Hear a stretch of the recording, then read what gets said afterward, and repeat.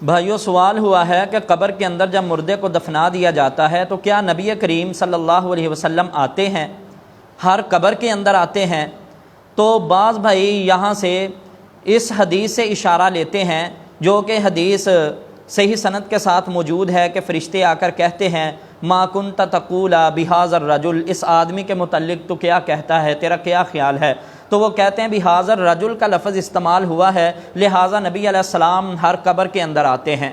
پہلی بات یہ ذہن میں رکھیں کہ امام ابن حجر عسقلانی علیہ الرحمہ سے بھی یہی سوال ہوا، تو امام صاحب نے فرمایا کہ قرآن اور سنت سے کوئی دلیل موجود نہیں ہے کہ نبی علیہ الصلوۃ والسلام قبر کے اندر آتے ہوں۔ دوسری بات انہوں نے ارشاد فرمائی کہ اگر نبی کریم صلی اللہ علیہ وسلم آتے ہوں قبر میں اور ہر مومن کو زیارت ہو جائے تو اس سے بڑی نصیبے والی اور کون سی بات ہو سکتی ہے؟ مومن کے لیے اس سے بڑی کوئی خوشخبری ہو ہی نہیں سکتی، لیکن آقا علیہ السلام آتے نہیں ہیں۔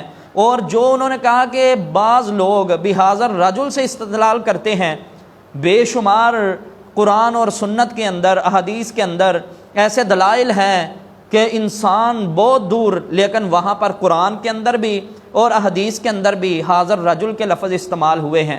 آپ کہیں گے مثال دیں، دیکھیے نبی قرآن کریم کے اندر نا، جب ابراہیم علیہ السلام کے پاس فرشتے آئے، وجہ اپنی بتائی نا، تو ان میں یہ وجہ بتائی انا مہلکو اہل ہذہ القریہ ان اہلہا کانوا ظالمین۔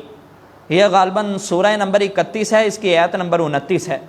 تو فرمایا کہ ہم اس آدمی کی قوم کو تباہ کرنے آئے ہیں جس کی قوم ظالم بن چکی ہے، حد سے بڑھ گئی ہے۔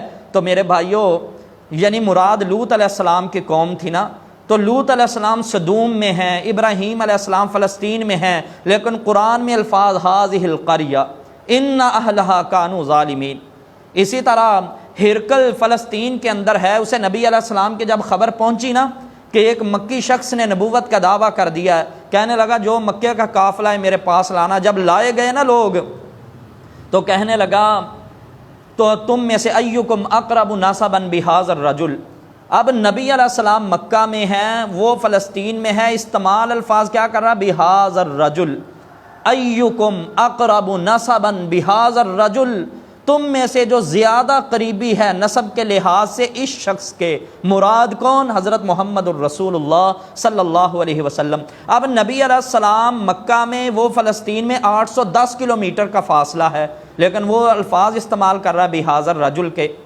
اسی طرح بدیل بن ورقہ جب نبی علیہ السلام کے پاس، یہ بھی صحیح بخاری کی روایت ہے، بدیل بن ورقہ جب آئے صلح حدیبیہ کے مقام پر، نبی علیہ السلام سے بات چیت کی نا، تو واپس جا کر مکہ میں کافروں سے کہنے لگے انا قد جئناکم بہذا الرجل، میں تمہارے پاس اس شخص سے ابھی ابھی ملاقات کر کے آ رہا ہوں۔ تو میرے بھائیوں، بہذا الرجل اور بھی بخاری مسلم میں بے شمار احادیث ہیں، تو اس سے نہیں کوئی استدلال کرنا چاہیے کہ نبی علیہ السلام آتے ہیں۔ اب میں نے مثالیں دی ہیں کہ آقا علیہ السلام کہاں تھے، وہ ہرقل کہاں تھا۔ بدیل بن ورقہ گیا مکے والوں کے پاس، جا کر اس نے بہذا الرجل کا لفظ استعمال کیا۔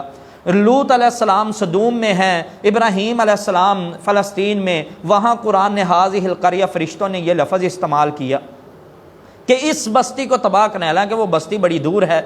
اسی طرح امام ابن حجر عسقلانی علیہ الرحمہ مرقات کے 340 نمبر صفحے پر یہ بات موجود ہے، فرماتے ہیں کہ ایک حضور شخصی ہوتا ہے، ایک حضور ذہنی ہوتا ہے۔ اس حدیث سے حضور ذہنی مراد ہے کہ جب فرشتے پوچھیں گے نا کہ اس شخص کے متعلق تمہارا کیا خیال ہے، اے انسان جس کے تابع اپنا ذہن کر کے تو نے رکھا ہے، جس کے تابع اپنے جسم کو کر کے رکھا ہے، جس کے تابع تو نے اپنی خواہشات کو کر کے رکھا تھا، اس شخص کے بارے میں تیرا کیا خیال ہے؟ ذہنی، حضور ذہنی مراد ہے، حضور شخصی مراد نہیں ہے۔ اگر شخصی مراد ہوتا تو نبی علیہ السلام بذات خود آتے، قرآن و سنت میں اس کے کوئی دلیل نہیں ہے۔ تو